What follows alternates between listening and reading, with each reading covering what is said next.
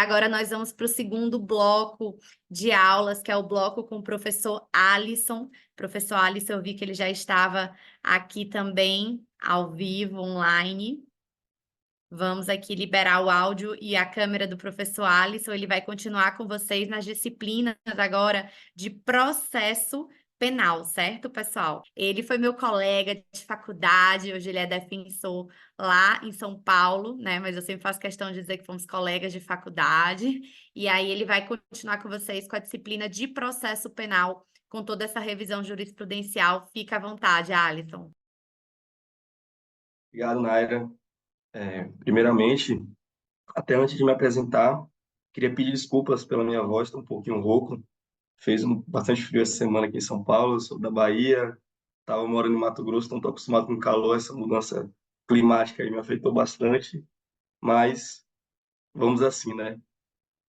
Mas enfim, depois de pedir desculpas, queria agradecer primeiramente aos alunos do Jus Impacto, porque sem vocês esse evento não estaria acontecendo, toda a movimentação, toda a proatividade, toda a solidariedade de vocês em engajarem e abraçarem esse projeto tão bonito aí, desenvolvido pelo Jus Impacto e pela Naira, e aproveitar o ensejo também para agradecer tanto o Jus Impacto quanto a Naira pelo convite, pela oportunidade de estar aqui falando com vocês e também de ter encabeçado esse projeto que realmente é um projeto magnífico que vai buscar trazer mais ajuda, né, para quem está tão precisado neste momento, que é o povo do Rio Grande do Sul, diante das catástrofes naturais, mas nem tão naturais, né, que aconteceram lá.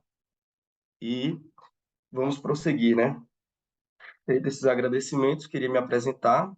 Meu nome é Alisson Silva, como já introduzido pela minha amiga pessoal, Naira. Sou defensor público no estado de São Paulo, sou ex-defensor público do estado de Mato Grosso e já fui aprovado e nomeado em algumas outras defensorias, Defensoria do Tocantins, Defensoria do Mato Grosso do Sul, para ser mais específico. Feita essa breve introdução, pode começar a espelhar os slides aí, por favor, Naira? Então, pessoal, até uma responsabilidade muito grande, né? Falar depois do professor Rochester, que sabe muito, tem uma didática muito boa. Inclusive, a Nária colocando o Rochester como primeiro, colocou o sarrafo lá em cima, responsabilidade muito grande aí para as próximas pessoas que virão, mas tentarei dar o meu melhor, mesmo vocês já estando acostumados aí com o professor Rochester. Enfim, a proposta aqui que foi passada pelo curso para a gente seria de uma atualização jurisprudencial dos julgados mais relevantes que ocorreram nos últimos meses, em algumas searas do direito. O professor Rocha já falou sobre direito penal, e a mim ficou incumbida a missão de falar de direito processual penal e com um pouquinho de execução penal, fazendo alguns elementos de execução penal. Então, diante dos últimos julgados, tanto do Superior Tribunal de Justiça quanto do Supremo Tribunal Federal, fiz um apanhado aqui breve de algumas jurisprudências que eu creio que sejam bem relevantes para as provas de concurso público, tanto de defensoria pública, não vou negar o meu foco, né, já que sou defensor e faço minha formação através de estudos da defensoria pública, mas também para outras carreiras, como Ministério Público, Judiciário. Até peço desculpa, pessoal, minha garganta está um pouco prejudicada mesmo. Mas, enfim, o primeiro julgado que selecionei para vocês se refere ao tema do acordo de não persecução penal, o chamado ANPP. Como a maioria de vocês deve saber, o acordo de não persecução penal ele foi introduzido no Código de Processo Penal através da Lei 3.964 de 2019, a chamada Lei do Pacote Anticrime, em que inseriu o acordo como uma medida de justiça negocial dentro do processo penal, trazendo uma exceção à indisponibilidade da ação penal, em que o Ministério Público, que é o titular constitucional da ação penal, pode apresentar uma proposta de acordo para que o indiciado ou acusado no processo penal para que não prossiga o processo e cumprido algumas condições e exigidos alguns requisitos, tanto subjetivos quanto objetivos, após cumprido o acordo, o processo ele se encerra, não havendo qualquer condenação, não havendo qualquer registro negativo para a pessoa. No entanto, esse é um instituto um pouco criticado, apesar de ter esse viés inicial de forma benéfica, de forma positiva, mas ele é criticado por dois principais motivos. Ele é criticado por uma das exigências ser a confissão formal e circunstanciada, o que violaria não, na verdade, viola frontalmente o princípio da presunção de inocência, bem como o nemo tenetur sedente, ou seja, o princípio que indica que que a pessoa não pode fazer, que não é determinado que a pessoa faça provas contra si mesma, ela não pode ser obrigada a produzir provas contra si mesma, o que acaba ocorrendo no acordo de não persecução penal, porque para evitar uma ação penal, para evitar que se prossiga um processo, muitas vezes a pessoa ela confessa de forma formal e circunstanciada, sem mesmo ter sido ela que praticou, ou até mesmo sem ter aquela intenção de confessar, acaba confessando só para ter direito ao referido benefício. Mas também uma outra crítica que é apresentada é referente à utilização exacerbada pelo Ministério Público do acordo de não persecução penal, tendo visto que um dos requisitos também para o acordo de não persecução penal é ser situações em que não há hipótese de arquivamento, porque se o Ministério Público verificar que aquele inquérito vai ser arquivado, que não vai propor uma ação penal, ele já arquiva, ele não precisa seguir adiante. E, infelizmente, tem sido utilizado pelo Ministério Público até em casos de arquivamento. Até em casos de arquivamento, ao invés de arquivar, o Ministério Público tem feito oferta de acordo de não persecução penal como uma forma de gestão de acervo do próprio Ministério Público. Então, são algumas críticas que são trazidas pela doutrina, principalmente defensorial, mas feitas esse breve apanhado sobre o acordo de não persecução penal, o julgado trazido aqui, ele foi um julgado proferido pela quinta turma do Superior Tribunal de Justiça, no agravo regimental no recurso especial 2.039.021 do Estado de Tocantins, de relatoria do ministro Messó de Azulay Neto, em que ele assim proferiu, assim firmou o referido entendimento. Não é obrigatório notificar o investigado acerca do não oferecimento de proposta de acordo de não persecução penal, sendo que a ciência da recusa do Ministério Público deve ocorrer por ocasião da citação, podendo o acusado, na primeira oportunidade de se manifestar nos autos, requerer a remessa dos autos ao órgão de revisão ministerial. Então, vejam só o que diz esse julgado.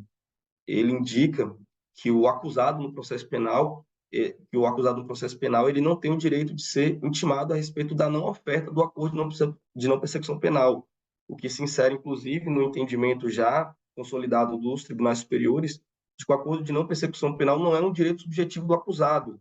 O Ministério Público, enquanto titular da ação penal, ele teria essa discricionariedade, teria essa autonomia funcional de analisar no caso concreto se, é lógico, observando o Código de Processo Penal e os requisitos que foram trazidos pelo chamado pacote anticrime, e assim fazer a oferta do acordo de não persecução penal. Mas também é um outro posicionamento também criticado pela doutrina, primordialmente defensiva, em que indica que se há uma previsão na lei, por mais que haja essa discricionalidade do Ministério Público, ele deve ao menos fundamentar, ele deve ao menos justificar a não oferta. Então, inclusive, também tem um entendimento dos tribunais que, caso o Ministério Público não ofereça, cabe à parte defensiva, à parte que esteja representando o acusado, fazer um requerimento para que o Ministério Público pelo menos justifique a não oferta. E caso assim, o Ministério Público não justifique, cabe inclusive a impetração de habeas corpus. Mas esse foi o primeiro julgado, né, que se refere ao acordo de não persecução penal.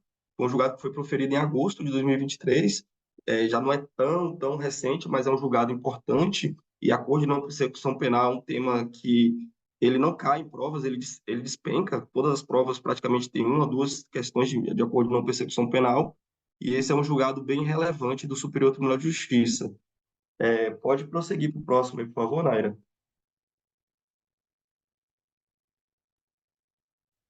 O segundo julgado que eu selecionei aqui, pessoal, se refere à busca pessoal.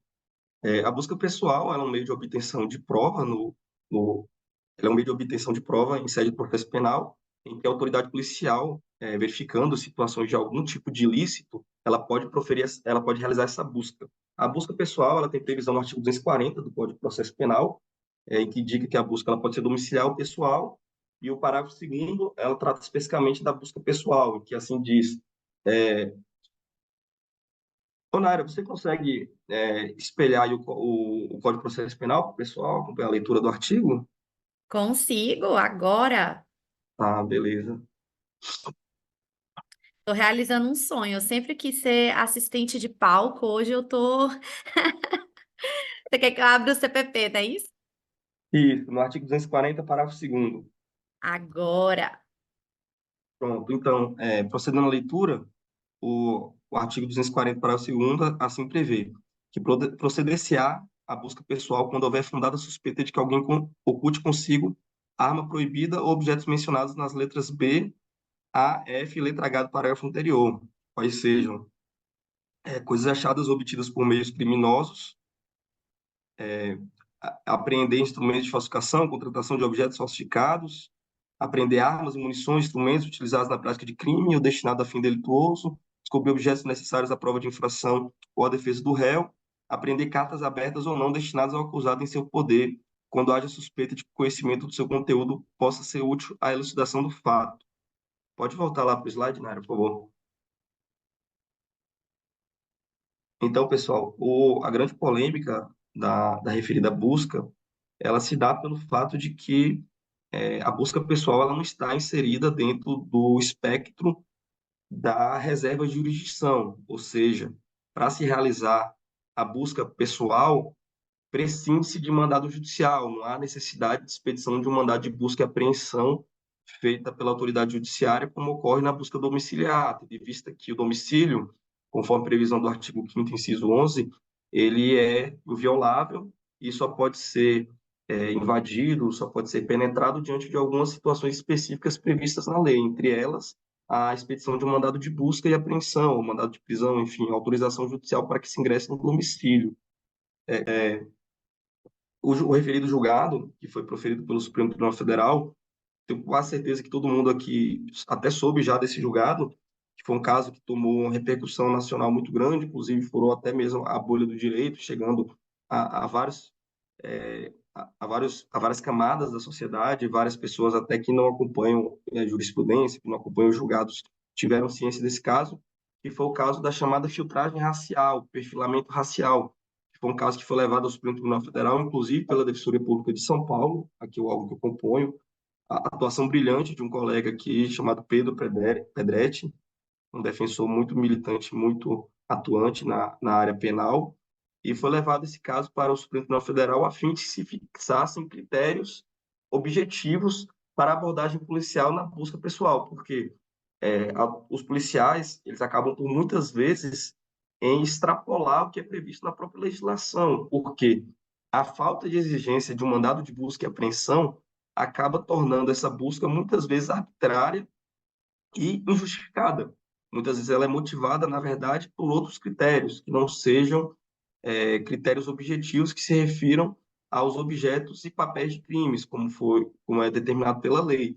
Muitas vezes essa abordagem, essa busca, até como a gente diz na Bahia lá no termo popular, o baculejo, que é feito pela autoridade policial, muitas vezes se dá por circunstâncias outras, quais sejam a cor da pele, o local em que a pessoa se encontra, a vestimenta em que ela se encontra, e assim foi levado esse caso concreto para o Supremo Tribunal Federal, a fim de que o caso fosse julgado e também que fosse firmada uma tese para que se fossem definidos elementos objetivos para a referida busca. Então, assim, o plenário do Supremo Tribunal Federal, uma decisão super recente, né, de 11 de abril de 2024, que foi publicada através do informativo 1132, no referido habeas corpus aqui de São Paulo, 208.240, assim decidiu: a busca pessoal, independente de mandado judicial, deve estar fundada em elementos indiciários objetivos, de que a pessoa esteja na posse de arma proibida ou de objetos ou papéis que constituam um corpo de delito, não sendo lícita a realização da medida com base na raça, sexo, orientação sexual ou da pele ou aparência física. Então, vejam só, parece óbvio, né? Parece algo que o próprio bom senso já diz que tais situações não poderiam justificar a busca, mas muitas vezes é preciso, é necessário reafirmar o básico, é necessário reafirmar coisas simples, porque na nossa sociedade, que infelizmente ainda é permeada por um racismo estrutural, violência de gênero estrutural, LGBTfobia estrutural também, muitas vezes esses critérios subjetivos são elementos que fazem a polícia agir. E caso a polícia haja nessas situações, inclusive o referido flagrante ele é considerado legal caso haja uma prisão que se demonstre que ocorreu por conta de uma abordagem preconceituosa, racista, homofóbica, enfim, esse flagrante é legal, deve ser relaxada a prisão em flagrante, inclusive, e todas as provas que tenham sido obtidas através desse flagrante são consideradas ilícitas, inclusive com a aplicação da teoria dos frutos da árvore envenenada, que todas as provas que sejam provenientes da referida ação ilícita também devem ser consideradas ilícitas, haja vista que eivadas de vício de nulidade. Então, nesses casos da busca pessoal, ou também até a busca em veículos, né, que se enquadra como a busca pessoal, prevista no artigo 240, parágrafo 2º do Código de Processo Penal, ela deve ser fundamentada de forma objetiva e de forma prévia pela autoridade policial.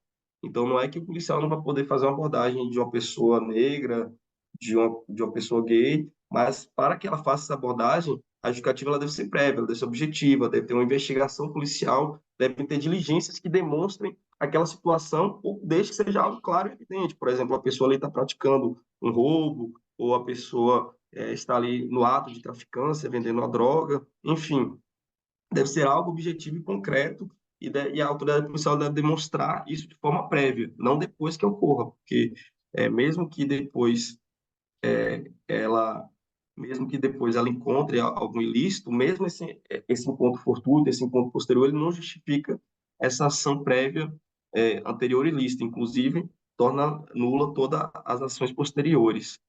Mas, enfim, seria essa explicação sobre esse julgado. Podemos prosseguir para o próximo. Bom, perfeito. Então, pessoal, esse é um outro julgado que tem relação com a busca pessoal, mas não necessariamente é só de busca pessoal, é um entendimento mais geral, mas que ele também foi provocado tendo em vista a realização de buscas pessoais, porque, principalmente em cidades maiores, é, se estabeleceu a criação de guardas civis municipais, as chamadas GCMs, e essas GCMs também, com a prática, elas acabaram começando a abusar do seu poder e começaram a fazer de forma irrestrita buscas pessoais, tentando averiguar a existência de crimes até de situações alheias à sua atividade, o que provocou a manifestação dos tribunais superiores. O Supremo Tribunal Federal se manifestou sobre a matéria na arguição de descumprimento de preceito fundamental número 995, e o Superior Tribunal de Justiça também se manifestou através do julgado que está espelhado para vocês na tela, é, do Superior Tribunal de Justiça da sexta turma, no agravo regimental no HC 833-895 de São Paulo, de relatoria do ministro Sebastião Reis Júnior.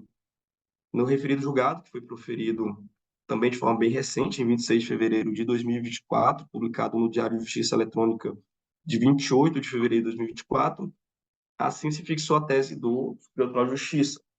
A função das guardas municipais é restrita à proteção de bens, serviços e instalações municipais, não lhes sendo permitido realizarem atividades ostensivas ou investigativas típicas da Polícia Militar e Civil.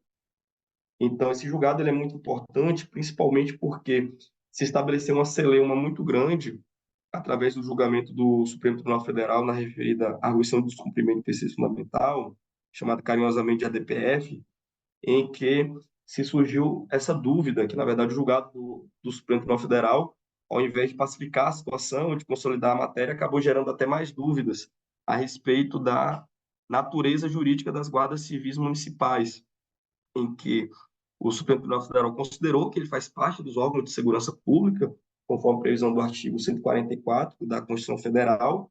No entanto, ele não se confunde com a atuação das polícias civis e militar. Então, se estabeleceu essa dúvida, esse questionamento, se o Supremo Tribunal Federal, no seu posicionamento na referida DPF, ao considerar que as guardas civis municipais faziam parte dos órgãos de segurança pública, se estariam as equiparando com a Polícia Civil e com a Polícia Militar. Mas aí o Superior Tribunal de Justiça, o Superior Tribunal de Justiça, no seu posicionamento, veio até a elucidar melhor a matéria, indicando que, na verdade, o posicionamento do Supremo Tribunal Federal ele não equiparou a Guarda Civil Municipal à Polícia Militar, à Polícia Civil. Ele disse, na verdade, que faz parte do órgão de segurança pública, mas eles devem ter uma atuação pertinente com a sua previsão, que é de proteger os bens, serviços e instalações do município. Então, não é que a Guarda Civil Municipal ela não possa fazer uma busca, não possa fazer uma prisão, não possa fazer atos que são típicos da Polícia Militar e da Polícia Civil, mas desde que sejam atrelados às suas funções. Por exemplo, a Guarda Civil Municipal ela tem um principal fator que é de proteção patrimonial do município. Ele não é proteção de bens diversos nem proteção de pessoas, é para a proteção dos bens e serviços do município. Então, por exemplo, se tiver alguém fazendo uma traficância dentro de uma escola municipal e a Guarda Civil Municipal saiba disso de forma imediata, que não possa dar tempo de acionar a Polícia Civil ou a Polícia Militar, ela tem competência, ela tem atribuição para chegar lá e realizar a prisão em flagrante dessa pessoa, de fazer inclusive a abordagem, a busca, mas deve ser inserida nesse contexto da sua atividade. Caso, por exemplo, que vinha acontecendo muito, das guardas civis começarem a fazer essa busca pessoal, essa abordagem nas calçadas, nas ruas, em estações de metrô, estações de ônibus, toda essa busca pessoal realizada pela Guarda Civil nesse contexto, fora das suas atribuições, ela é considerada ilícita. Ela é considerada ilícita porque, por mais que a Guarda Civil Municipal ela esteja inserida no contexto da Força de Segurança Pública, a sua atividade ela não se confunde com a Polícia Militar e com a Polícia Civil. Isso é bom deixar bem claro, porque gerou uma certa confusão, gerou um certo ruído esse entendimento aí do Supremo Tribunal Federal, mas a posição mais segura e que deve prevalecer é essa, que é possível a Guarda Civil Municipal realizar esses atos, mas desde que seja inserido no contexto da sua função prevista constitucionalmente. Pode passar para o próximo, Naira, por favor? Ó, pessoal, esse julgado agora que eu trouxe aqui para vocês, ele é um julgado 2 em 1. Ele é um julgado 2 em 1 porque eu trouxe tanto o posicionamento do Supremo Tribunal de Justiça quanto do Supremo Tribunal Federal. Aí eu até queria, Nária, se você puder, passa para o próximo e depois volta só para o pessoal ter uma visualização prévia. Então, vejam só, esses julgados que eu trouxe, né, que são julgados combinados, eles se referem à execução da multa no âmbito do processo penal, até um tema que ele dialoga bastante com a execução penal, já visto que a multa ela é executada durante a execução penal, embora ela seja estabelecida durante o processo de conhecimento, então se refere à impossibilidade de cumprimento da pena pecuniária pelos condenados hipossuficientes de extinção da punibilidade. Pode voltar para o anterior, Nário, por favor? Esse é um tema relevante para todas as carreiras, mas tem um foco, lógico, principal em defensoria pública, tendo em vista que as pessoas hipossuficientes são público-alvo da defensoria pública, então é um tema que tem uma possibilidade muito grande de cair em provas de defensoria pública, também tem possibilidade de cair em outros concursos, como magistratura, como Ministério Público, até porque os últimos concursos de Ministério Público, de magistratura, têm cobrado temas também que são mais atinentes à defensoria pública. O próprio Enan agora também está prevendo a cobrança de direitos humanos, então temas que eram mais atinentes com a defensoria pública também estão sendo cobrados em outros certames, então acaba sendo um tema importante também para os concursos de outras carreiras de membros. Então, o primeiro julgado aqui que eu vou fazer a leitura para vocês, ele se refere ao tema repetitivo número 931 do Supremo Tribunal de Justiça, que foi julgado agora em 28 de fevereiro de 2024, com a relatoria do ministro Rogério Schietti Cruz, em que se firmou a seguinte tese: o inadimplemento da pena de multa, após cumprida a pena privativa de liberdade ou restritiva de direitos, não obsta a extinção da punibilidade, ante a alegada hipossuficiência do condenado, salvo se diversamente entender o juiz competente, em decisão suficientemente motivada, que indique concretamente a possibilidade de pagamento da sanção pecuniária. Pode passar para o próximo, Naira, por favor? Agora esse é o julgado do Supremo Tribunal Federal, na ADI 7.032, que foi feita em julgamento na sessão virtual de 15 a 22 de março, em que se firmou o seguinte tese, da relatoria do ministro Flávio Dino, se firmou a seguinte tese, de que, combinada conjuntamente com a pena privativa de liberdade, o inadimplemento da pena de multa obsta o reconhecimento da extinção da punibilidade, salvo comprovada impossibilidade de seu pagamento, ainda que de forma parcelada. Vejam só, eu quis fazer a leitura e falar dos dois julgados de forma conjunta para que vocês consigam entender a diferença, porque esse é um tema também que as bancas de concurso adoram cobrar, quando tem divergência entre o Supremo Tribunal de Justiça e o Supremo Tribunal Federal. Com a leitura breve, rápida, talvez você se confunda e pense, não, mas o entendimento dos dois foi igual. Mas, assim, foi igual, perdão, desculpa, igual não. Vocês podem pensar que o entendimento das duas coisas foi igual, assim, foi parecido, porém não foi igual. E tem uma diferença que ela é singela, mas ela é muito significativa na prática. Até queria que voltasse para o outro julgado, né, por favor, o outro slide. E aí eu queria explicar para vocês a diferença de entendimento das duas cortes, até para que vocês não venham a cair em pegadinhas em eventuais provas que ocorram. Que as bancas de concurso, quando tem essas diferenças de entendimento do Supremo Tribunal de Justiça e do Supremo Tribunal Federal, elas amam fazer essas cobranças. Então, em relação ao STJ, vejam só o posicionamento. Vou fazer aqui, inclusive, o destaque para vocês no ponto que é mais significativo dessa divergência, que se dá o seguinte: ante a alegada hipossuficiência do condenado, ou seja, uma alegada, então basta que o condenado, que o executado, alegue a sua hipossuficiência. Então, basta ele dizer que ele é hipossuficiente, que ele não tem condições materiais de fazer o adimplemento da pena de multa. Então, vejam só, há uma presunção relativa de que a pessoa que alega hipossuficiência não tem condições de fazer o pagamento. Aí, salvo se diversamente entender o juiz competente em decisão suficientemente motivada. Então, vejam só, é de fato uma presunção relativa, porque a parte ela alega que ela é hipossuficiente, porém o juiz pode afastar essa alegação dela através de uma decisão fundamentada. Por exemplo, o juiz vê que a pessoa mora num bairro nobre, mora em Alphaville, que a pessoa tem um carros importados. Inclusive, o judiciário tem possibilidade de fazer essa busca.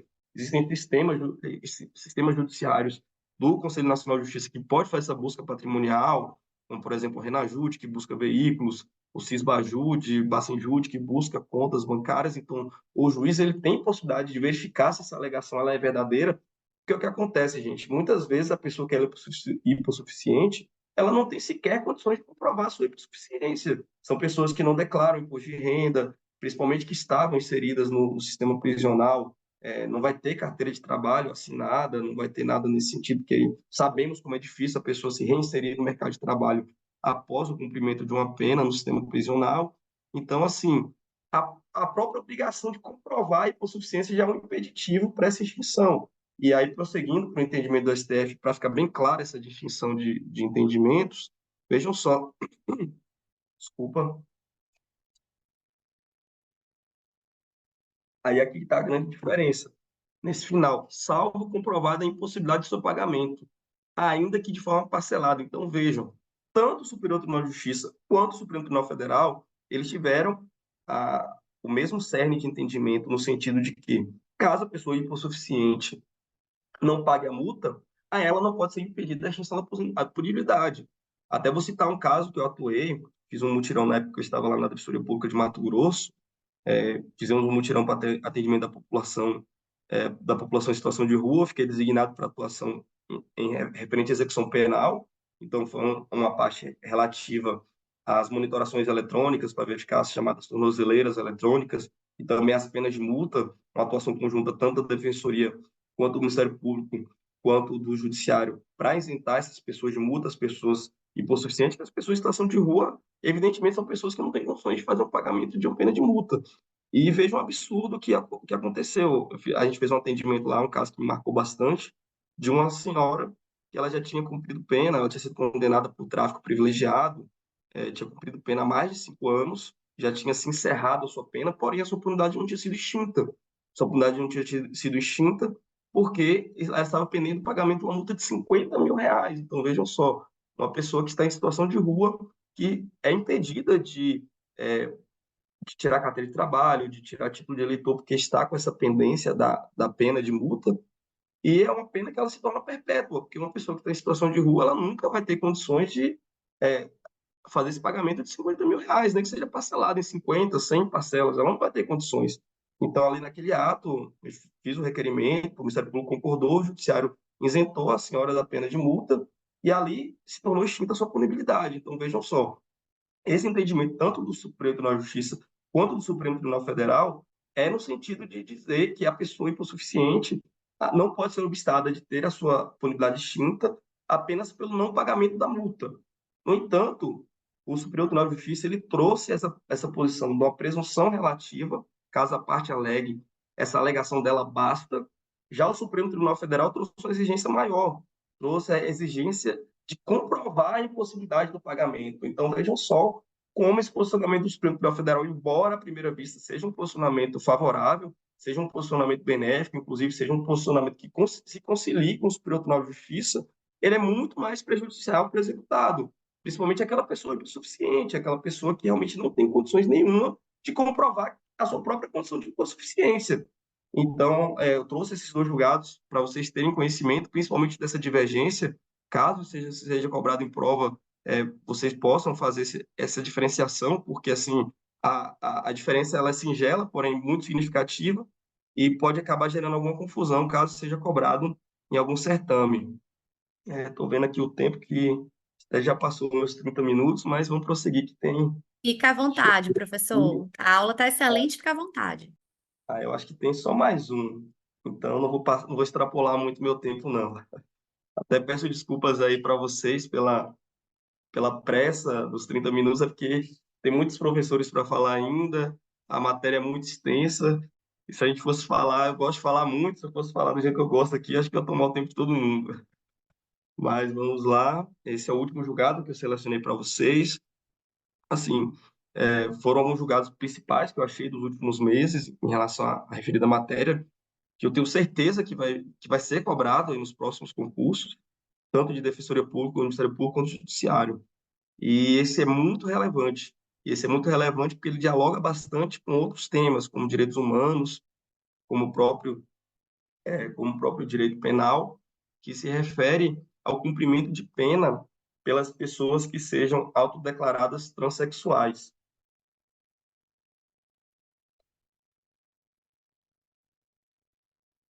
Esse posicionamento ele foi proferido no julgamento do habeas corpus 861, 817, Santa Catarina, pelo Superior Tribunal de Justiça a sexta turma do Superior Tribunal de Justiça, relatoria do ministro Jesuíno Rissato, que é um desembargador do TJDFT, que foi convocado para compor o, a referida turma para esse julgamento, em que assim ele se posicionou.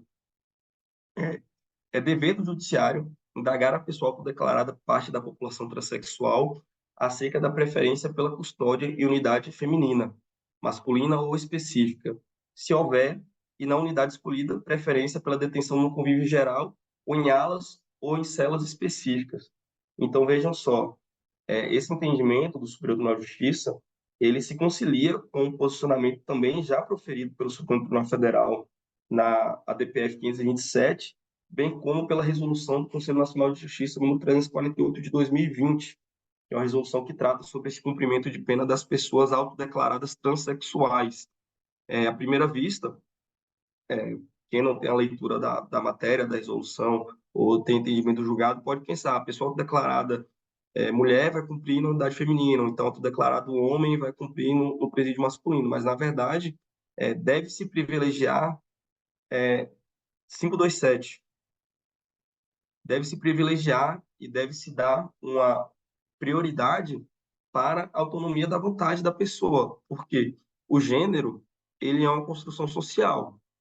O gênero ele é construído através das dinâmicas de poder das relações sociais. Então, se eu sou homem, se eu sou mulher, essa é uma questão muito relativa em relação à questão do gênero.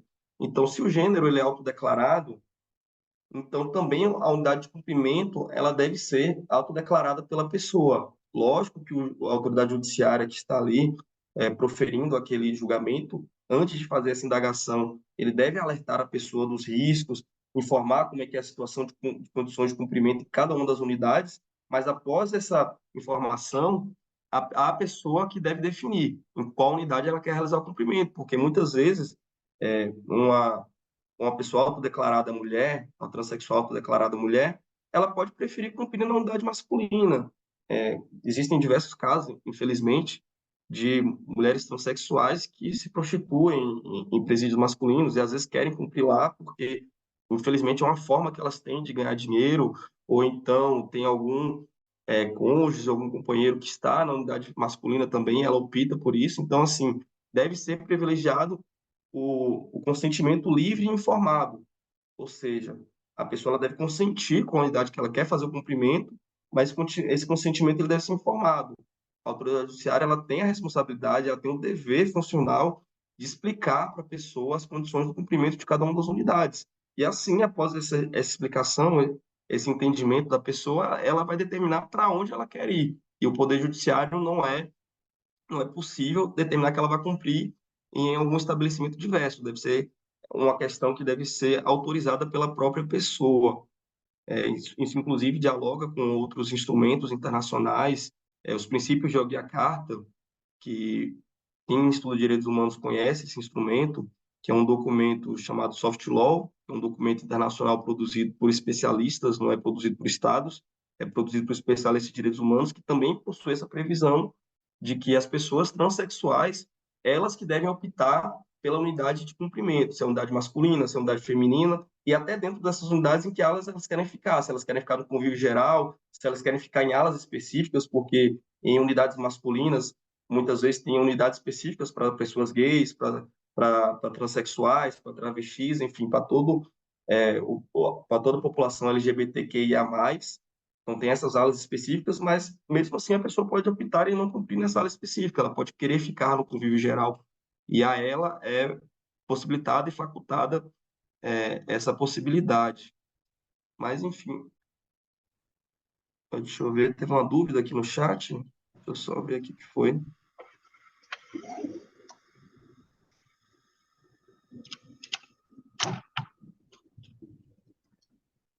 Não, Adriana, é só para as pessoas transexuais. Então, assim, se a mulher ela for transexual, se ela for autodeclarada, se a mulher que ela seja cis, ela vai ficar na unidade feminina. Essa situação é para as pessoas transexuais que são autodeclaradas. Então, assim, o gênero ele é autodeclarado. Então, inclusive, tem os entendimentos mais atuais das cortes superiores de que, inclusive, para alteração do gênero, não é preciso fazer qualquer tipo de cirurgia, nem qualquer tipo de procedimento, basta a autodeclaração da pessoa para que ela possa alterar o seu gênero nos seus documentos, fazer alteração também do nome para que possa condizer com o seu nome social, e é apenas para as pessoas autodeclaradas transexuais. As pessoas cis, elas vão cumprir de acordo com o seu gênero relativo, porque o gênero, em relação às pessoas cis, são aquelas pessoas que o seu gênero condiz com o sexo biológico. Então, por exemplo, pessoa que nasce com órgãos reprodutor sexual masculino e se considera homem, que se considera do gênero masculino, ela é uma pessoa cis. A mulher, por consequência, também, que nasce com aparelho reprodutor feminino e se considera mulher, ela também é uma mulher cis. Então, a mulher cis ela cumpre na unidade feminina. Ela não pode cumprir na unidade masculina, inclusive, se ela viesse a cumprir na unidade masculina, seria uma violação tremenda de direitos humanos. Então, é apenas para as mulheres autodeclaradas transexuais.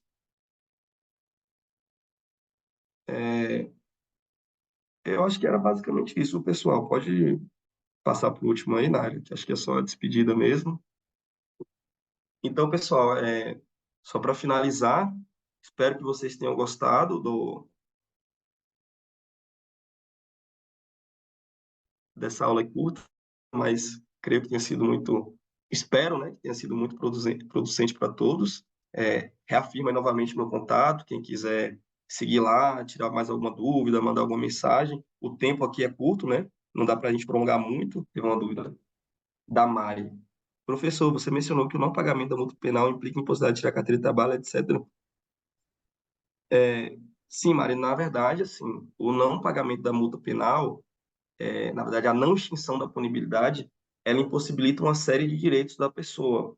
Por exemplo, a pessoa que ela é condenada no processo penal, ela não consegue votar, ela não consegue tirar o título eleitor e ela também não consegue tirar a carteira de trabalho. Então, só a pessoa que não tinha carteira de trabalho, se ela estiver com essa punibilidade não extinta, ela não consegue tirar essa carteira de trabalho. Então, ela fica impossibilitada de uma série de direitos sociais que são conferidas a todas as pessoas.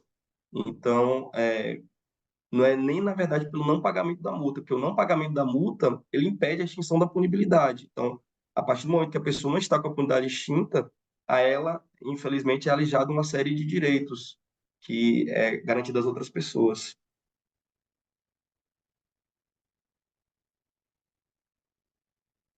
Certo? Acho que foi só essa, né? Pois é, gente, vou me despedir aqui. Vou passar a palavra agora para a próxima professora, que virá. É a Ana, né, Naira? É a Ana. Muito obrigada, então, Alisson, mais uma vez, assim, muito bom. O pessoal acho que gostou muito, porque o nosso Instagram tá assim de marcações, né? Você vai ver aí o pessoal te marcando também. É uma aula realmente muito clara. Muito obrigada pela sua participação, por ter também, né, participado de forma voluntária, para contribuir com a causa também. Então, muito obrigada. E agora nós vamos seguir, então, com a Ana. Obrigado mais uma vez, Naira. Vou passar a bola Tchau, aí meu para a amigo. Izzy. Tchau, tchau, viu, gente? Tchau.